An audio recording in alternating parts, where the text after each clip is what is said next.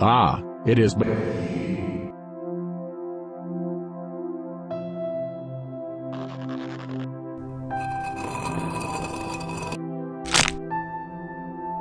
Hello, Becky. Hello, Chad. This is a gathering of people. Indeed.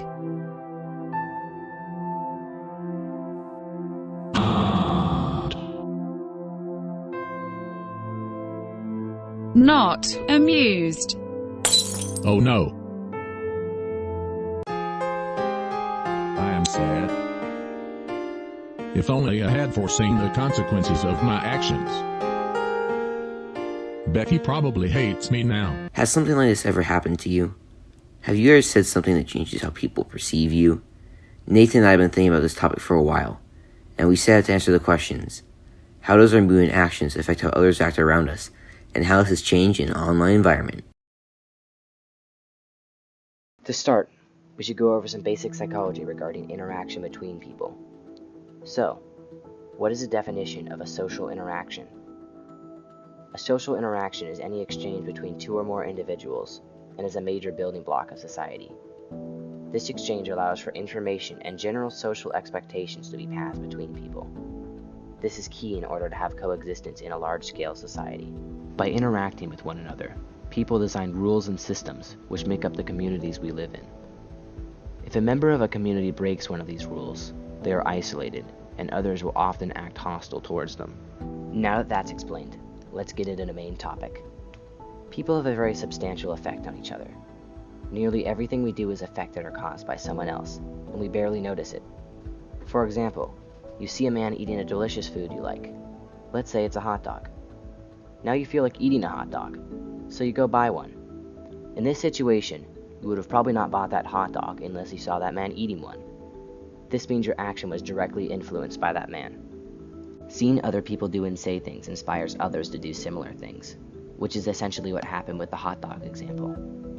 This stems from the idea that humans are conformative by nature and constantly circulate ideas between each other. Studies and experiments show that people do this with almost every interaction they have, especially children and infants. Other people's moods will generally have a subjectively positive or negative effect on your actions and personality. If someone is acting negative around you, chances are you will act more negative as well. During conversation, human beings naturally tend to mimic their target's facial expressions, body language, posture, and speech rhythms, without even being aware of it.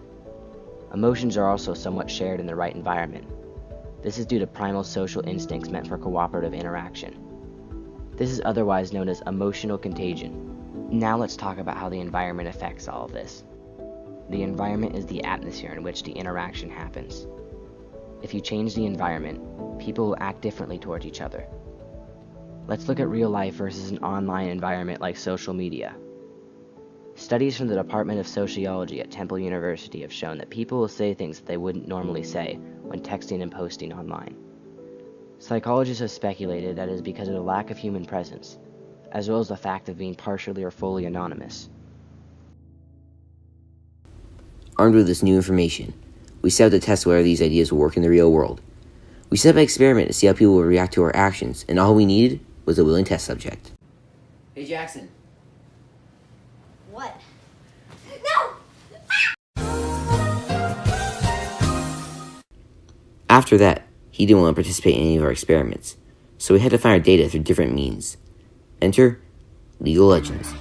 League of Legends is a multiplayer team-based MOBA, which is perfect for testing this experiment. Since the people have no previous connections with us, there will be no previous biases. This game is also team-based, giving us teammates to interact with. But most importantly, people are passionate about this game, so they are likely to take it seriously.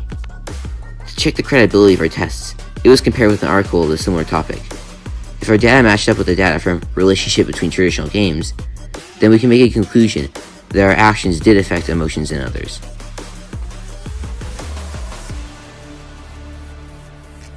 With the information gained from our tests, we found that our actions would affect our mood, and then impact the rest of the team. When giving positive encouragement and admitting blame, participants were more likely to respond in a positive manner. We took great lengths not to trash talk our teammates and instead influenced the game by playing poorly and not communicating. If there was no communication between the teams, their emotions would build, until they exploded, usually resulting in a defeat. This almost perfectly matched up with the findings of relationship between traditional games, where if a team was winning, their morale would be high and would incite positive interactions between them, while a team losing would go into a professional cycle of negative emotions. Our mood also spread to other people.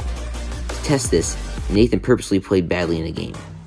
This resulted in the team putting blame onto him. And you could have killed him. If I could have won one attack. him once, we would have won that fight. Leading to our even most optimistic player getting agitated.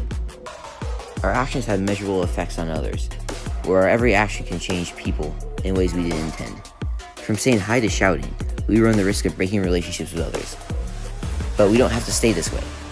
The best way of breaking this trend is by changing how we act and perceive others' actions.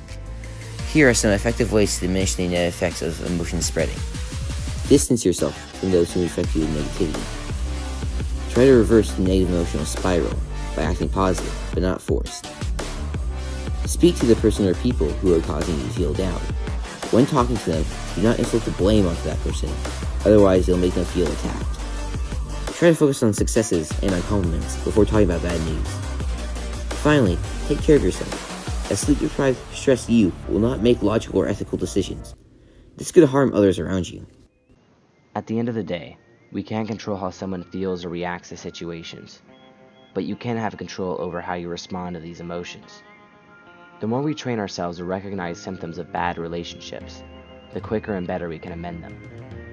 With our test, we hope that you can be vigilant with what you say and do, because we are only human. Understanding how our emotions will dictate our lives could save us when we need it most.